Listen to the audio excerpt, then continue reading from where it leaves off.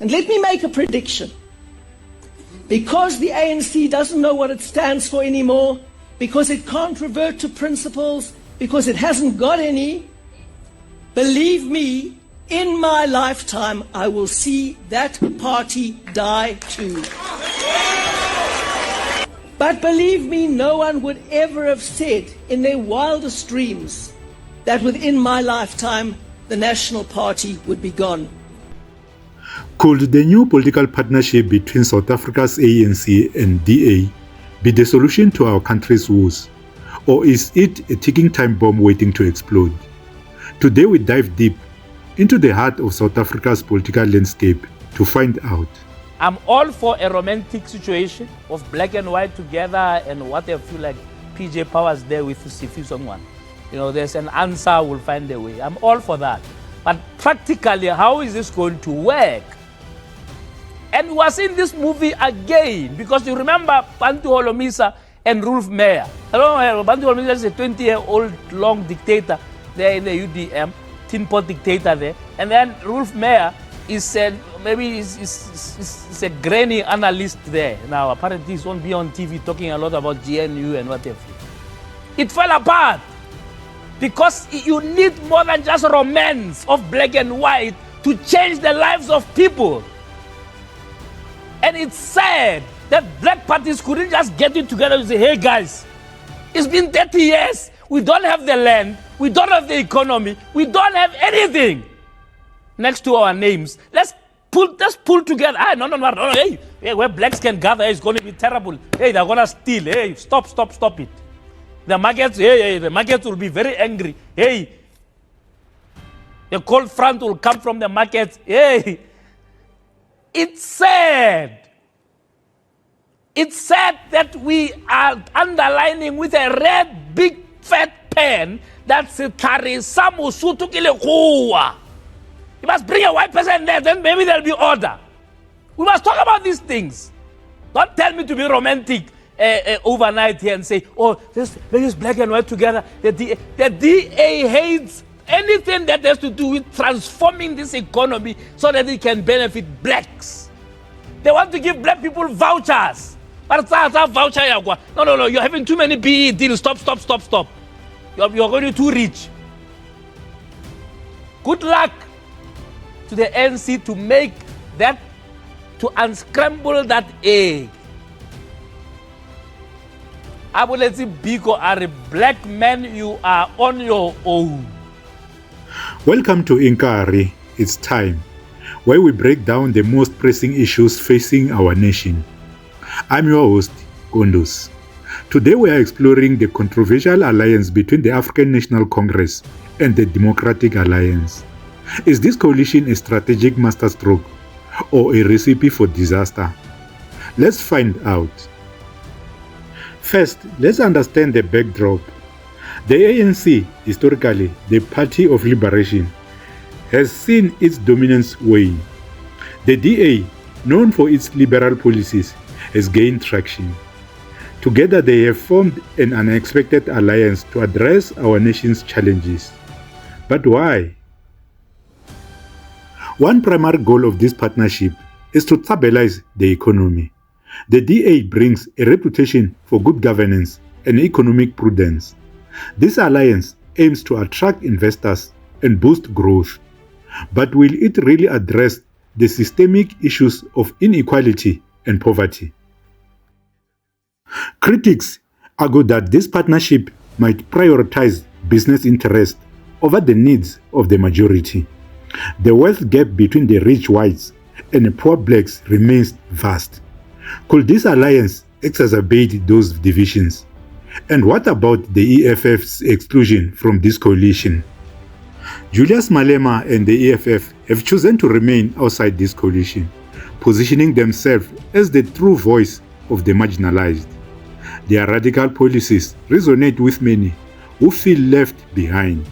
Is this a strategic move that will pay off in the next election? The EFF will not participate in a government that includes right-wing and reactionary political parties. The EFF will, however, participate in parliament and provincial legislatures and will contest for position of speaker speakers, deputy speakers, and chairpersons of committees. These responsibilities are not a product of an elite pact, but an electoral outcome which has mandated us to be members of parliament and provincial legislatures. We have communicated this decision and approach to the leadership of the ANC and all other political parties that we had engaged with. Those who voted for us are well represented.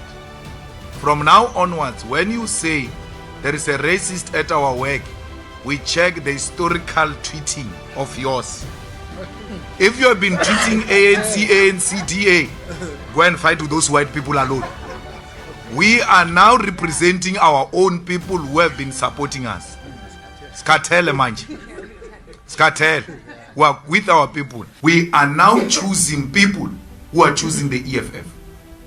We are a national organization. We'll find footprint everywhere.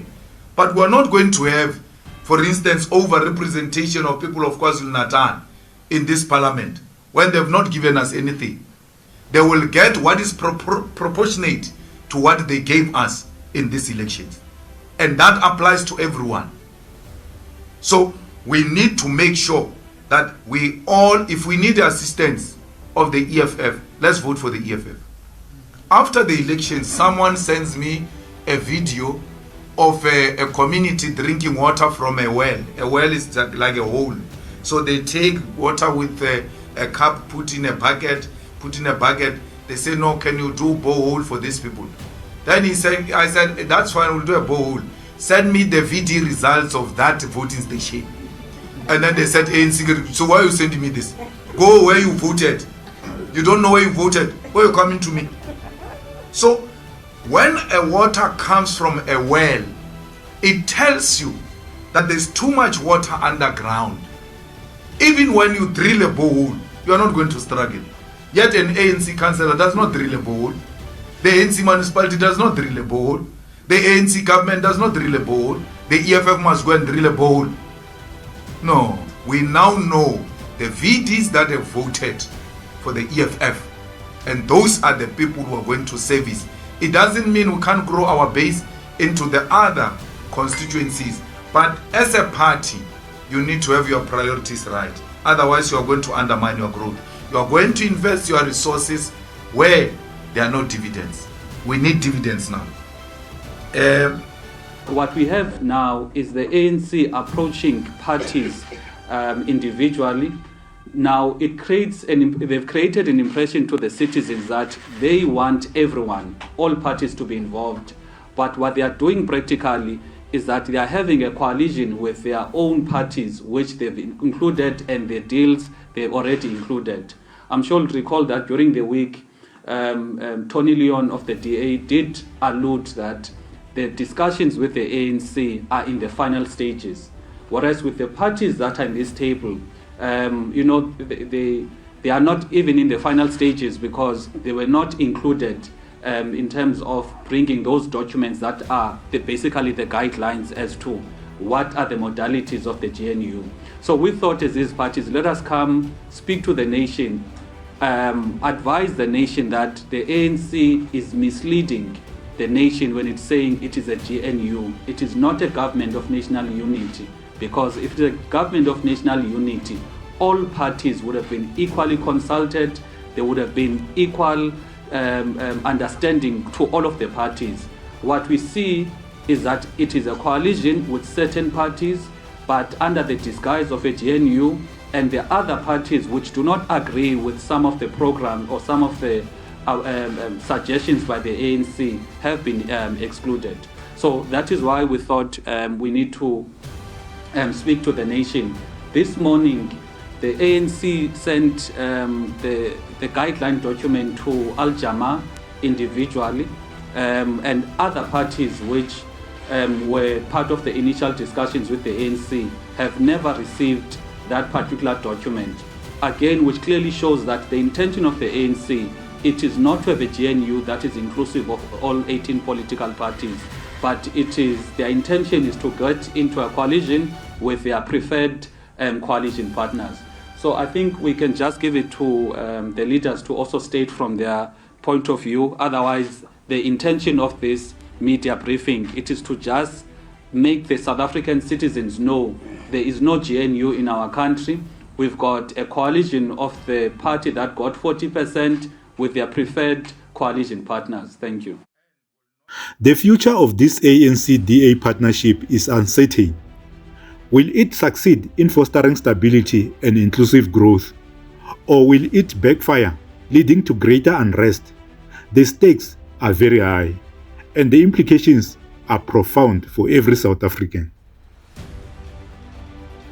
The alliance between the ANC and DA marks a significant moment in our political landscape. Whether it will bridge divides or deepen them remains to be seen. One thing is clear: South Africa is at a crossroads, and the choices we make now will shape our future. What do you think about the ANC-DA partnership? Is it a step forward or a ticking time bomb waiting to explode? Share your thoughts in the comments below. Don't forget to like, subscribe, and hit the bell icon so you never miss an update. Together, let's stay informed and engaged. This is Kondos from Inkari. It's time signing off. Take care.